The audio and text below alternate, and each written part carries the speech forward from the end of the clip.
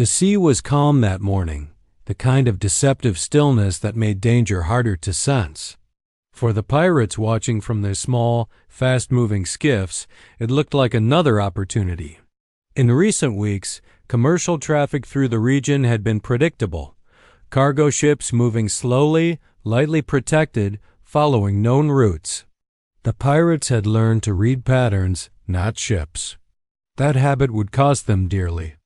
From a distance, the vessel appeared unremarkable. Large hull, steady speed, no visible escort. To the untrained eye, it could easily be mistaken for a commercial ship or a lightly armed support vessel. The pirates relied on visual cues and past success, not on detailed intelligence. Their equipment was basic, their information outdated, and their confidence inflated by earlier raids that had gone unchallenged. What they failed to understand was that modern naval warfare does not announce itself loudly. The ship they were approaching was a U.S. Navy vessel operating under a low-profile posture. Its silhouette was intentionally understated. Its defensive systems were integrated, layered, and invisible until activated. From the outside, it looked passive. Inside, it was alert, tracking every movement within miles. As the skiffs closed the distance, the pirates debated their approach. Some sensed something was off. The ship's speed was too consistent. Its course didn't change. There were no signs of panic or evasive maneuvers. But momentum and group psychology pushed them forward. Turning back now would mean admitting doubt, and doubt had no place in their hierarchy. On the bridge of the Navy ship, the situation was already being analyzed. Radar, infrared sensors, and electronic monitoring had identified the skiffs long before they were visible to the naked eye. Their speed, formation, and heading raised immediate red flags. This was not a coincidence. This was an approach. The ship's crew followed protocol with precision. No alarms, no sudden movements. They allowed the pirates to reveal intent. Distance closed. Intent became clearer. Weapons were identified. The threat was no longer hypothetical. This moment, the final seconds before engagement, was where the miscalculation became irreversible. The pirates believed they were initiating an attack. In reality, they were stepping into a controlled environment designed for exactly this scenario. They had chosen the wrong target at the worst possible time with no understanding of what they were facing. Part 1 establishes the central mistake, confusing appearance with vulnerability. In modern naval operations, the most dangerous ships are often the quietest. The response was immediate, but not explosive. There was no chaotic gunfire, no cinematic panic. Instead, there was order, precision, control. This was not an emotional reaction. It was a rehearsed sequence refined over years of training.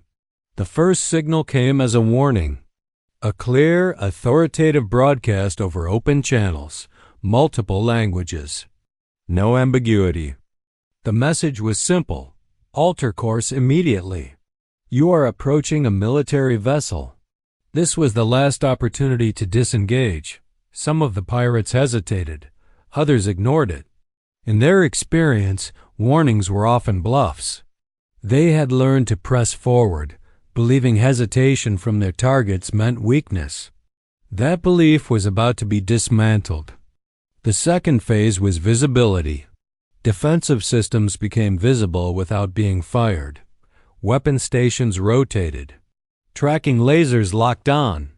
The ship's posture changed instantly, not aggressively but unmistakably. This was not escalation for intimidation. It was escalation for clarity. Still, the skiffs continued. At that point, control shifted entirely to the Navy ship. Small caliber warning shots struck the water ahead of the skiffs with surgical accuracy. No randomness. No wasted motion. The message was now unmistakable.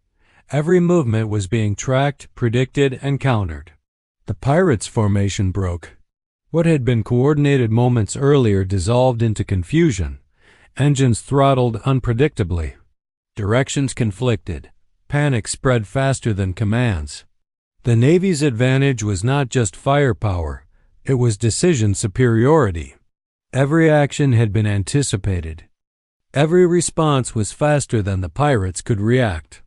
Unmanned aerial systems launched quietly, extending visibility.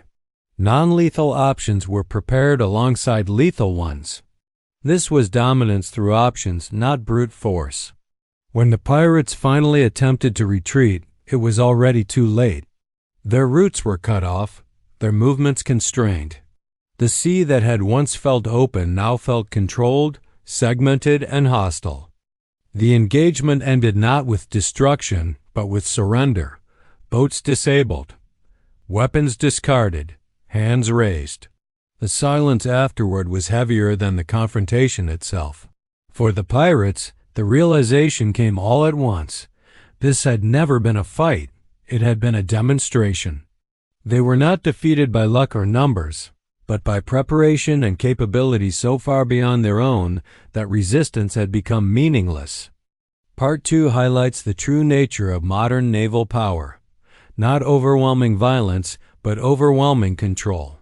The aftermath extended far beyond the horizon where the encounter took place.